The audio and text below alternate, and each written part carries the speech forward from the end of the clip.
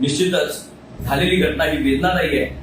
मी police प्रशासनाला सुद्धा विनंती करतो की केसेस त्या लोकांच्यावर ज्या घातलेत त्या भावनाविवश झालेल्या या ठिकाणी समाजानं आपल्यावर तुमच्यावर करायचं आक्रमण त्याला कारण नव्हतं, पण आपल्या घरातला सदस्य कोणतरी ओढून घेऊन जात आहे या भावनेतनं खऱ्या अर्थानं तो मनाचा आक्रोश निर्माण झाला. आपणही समजून घ्या, कुठेही कठोर कारवाई या सगळ्या लोकांच्यावर होणे याची काळजी आपण घ्या, ही मी या ठिकाणी प्रशासनाला त्या ठिकाणी सूचना करणार आहे. आणि या बाबतीत सन्मान्य मुख्यमंत्र्यांनाही आणि सन्मान्य गृहमंत्र्यांनाही मी या ठिकाणी याच्या बाबतीतली माहिती देणार आहे.